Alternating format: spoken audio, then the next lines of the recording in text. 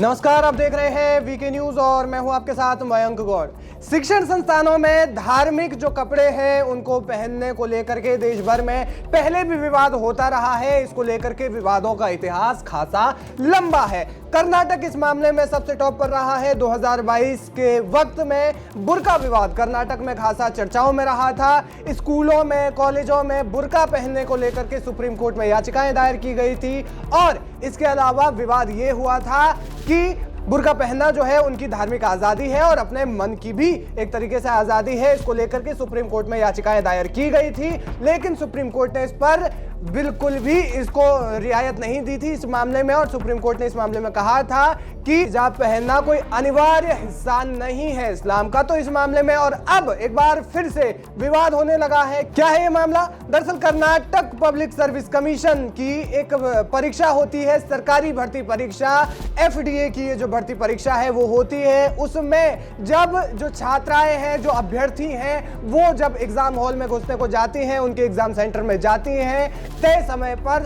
तो जो चेकिंग होती है, चेकिंग के दौरान जब उन्हें ठीक तरीके से किसी जब नकल हो या फिर किसी भी तरीके की चेकिंग के लिए जब वो जाती हैं और उस प्रक्रिया से उन्हें प्रवेश करना होता है, तो उन्हें जबरन मंगलसूत्र उतारने को कहा जाता है, उनके कान की बालियां उतारने को कहा जाता है, पायल उतारने को कहा जाता है और आरोप ये भी लगते हैं कि जो पैरों में पहनने वाली जो बिछियां हैं वो भी उतारने को कहा जाता है। इस मामले में लड़कियों ने, जो अभ्यर्थी हैं, उन्होंने आरोप लगाए हैं कि एग्जाम सेंटर में ऐसा किया गया। आपको बता दें कि जो मंगलसूत्र है उसका उतारना हिंदू धर्म में अपशकुन माना जाता है और इसको लेकर के खासा विवाद भी बरपा। हालांकि इस मामले में उसके बाद से जो कुछ भी थोड़े से विवाद की स्थिति बनी थी, उसके बाद से उन्होंने आरोप लगाए थे कि जो मुस्लिम जो महिलाएं हैं वो बिल्कुल बुर्के के साथ में अंदर जा रही थी और उन पर कोई रोक नहीं लगा दी गई थी। कर्नाटक के कलबुर्गी इलाके में ये पूरा मामला हुआ। वही कर्नाटक जिसमें पिछले वर्षों में बहुत ज्यादा विवाद बरपा था। बुर्का जो विवाद है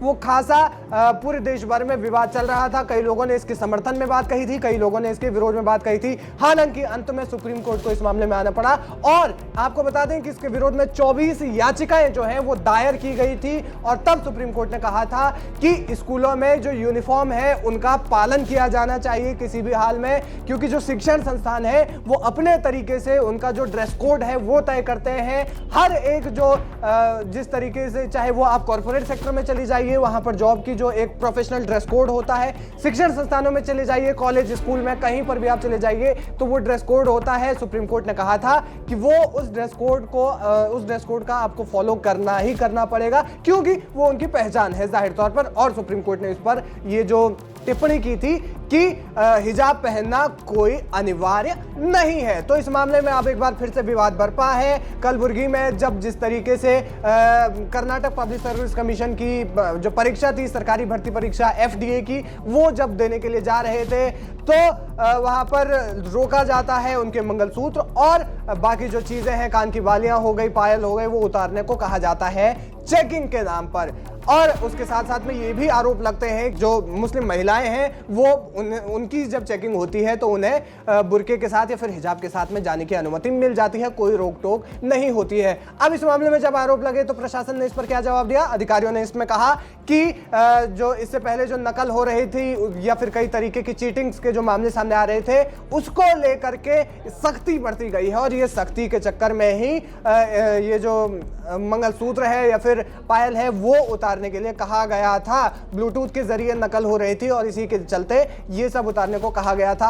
हालांकि इस जवाब से ये जवाब एक तरीके से कितना सहमत करने वाला है, आपको ये जवाब कितना संतुष्ट करता है, ये आप हमें अपनी राय जरूर रखिएगा और साथ में ये भी राय रखिएगा कि ये जो पूरा का पूरा मामला है इस पर आप अपनी क्या टिप्पणी देते हैं, क्या अपनी राय देते हैं, क्या ये सही है, क्या ये गलत है, हमें अपनी राय जरूर दें। धन्यवाद। वीके न्यूज, राष्ट्र के नाम।